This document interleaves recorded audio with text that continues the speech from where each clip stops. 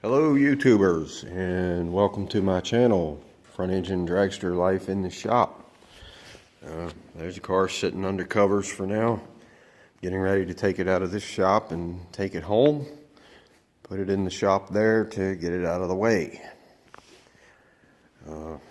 But anyway, wanted to do a video of another one of my personal projects. This 1980 Monte Carlo that I've had for about 3 years now.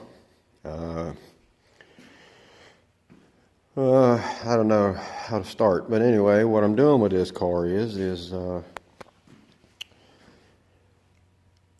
still going to be a street car. Hopefully one day I'll be able to do it in the what is it, the not the Power Tour, but the one where they race 5 tracks in 5 days or whatever. I can't think of the name of it now. Duh. But anyway, so I've been working on this one as I get time, and right now I'm just working on getting all the old goop out of the window trays from the old seal and stuff like that, because I'm eventually going to paint this car and trying to redo everything. The body on this thing is perfect, so you know, that's one of the reasons I bought it. And I've always had a thing for the Monte Carlos. I've always liked the Monte Carlos.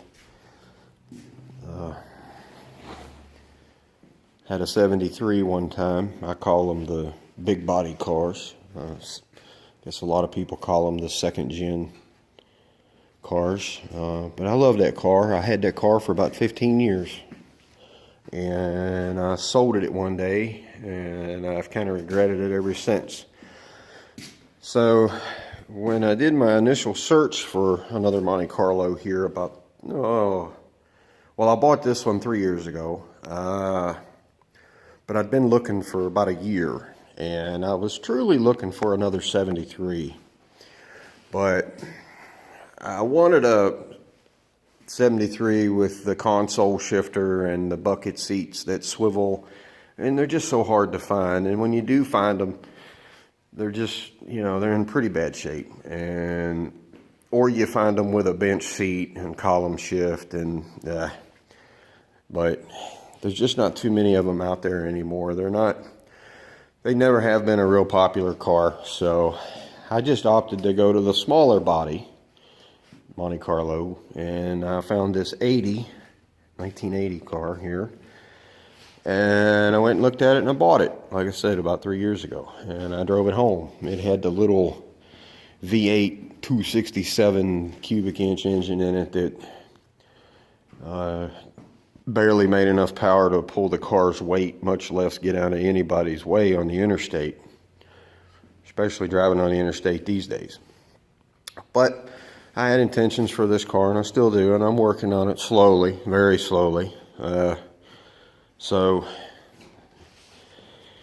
I'm changing a bunch of things. So the body's on the frame, the body's off the frame, the body's on the frame, the body's off the frame. You know, it's just back and forth. But one of the things I did was the factory frame, of course, to me is just a C-channel style frame, very flimsy. These cars are known for twisting real bad.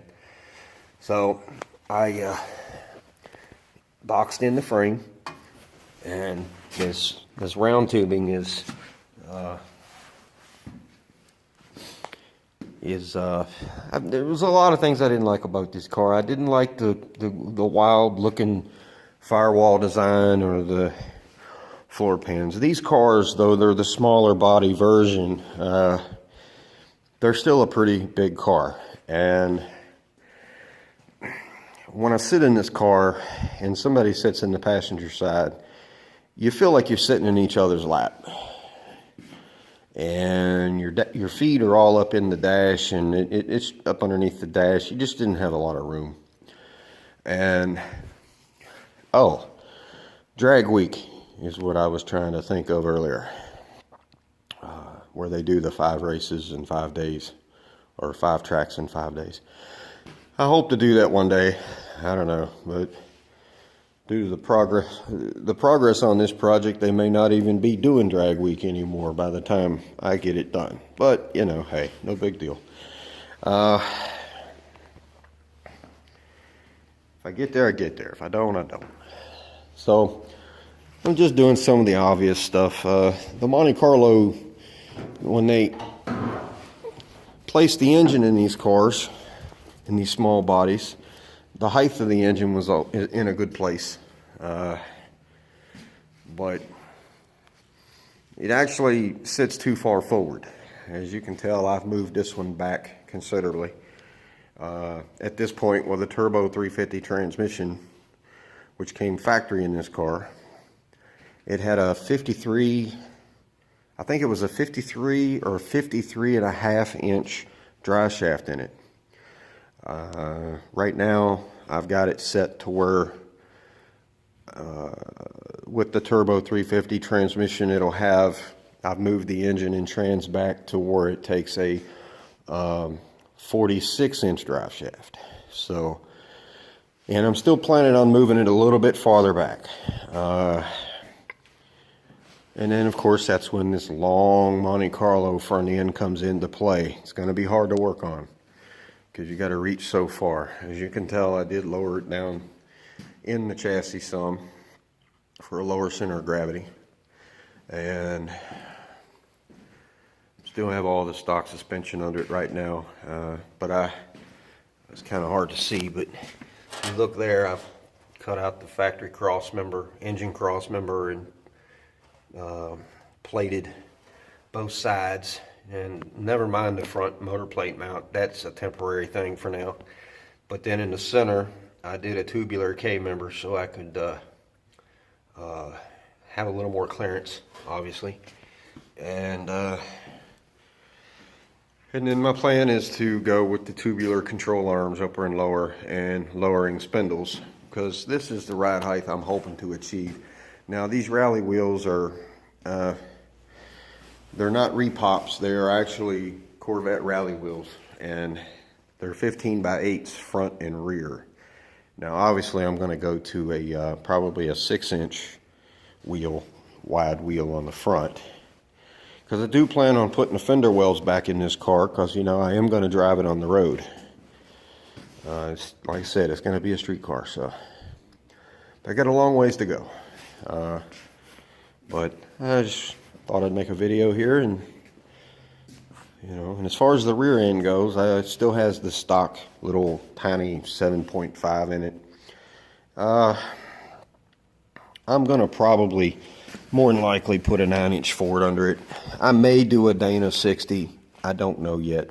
I've got plenty of 9-inch Ford stuff, so that's more than likely what it's gonna get.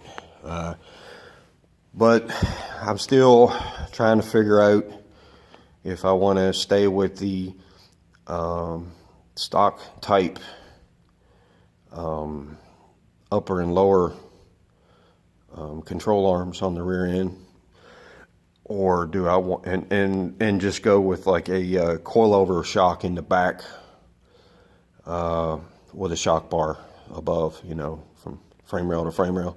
I haven't made up my mind which way I want to go on that yet. That's a little ways down the road yet. I'm actually getting ready to do the cage, or start on the cage here as soon as I get my metal ordered to do so. And I'll be making all new floor pans for the car. And the car, the seats were, this car had a bench seat in it, and so I'm pretty sure the seat was about right here, give or take. And like I said, you're up against the dash. I just, you know, I'm 6'2", and, you know, so this is a big car. So when you're driving this car, why should you feel like you're all scrunched up inside it? Even at 6'2". I mean, there's people out there bigger than me now. I mean, come on. So anyway, the plan is obviously bucket seats.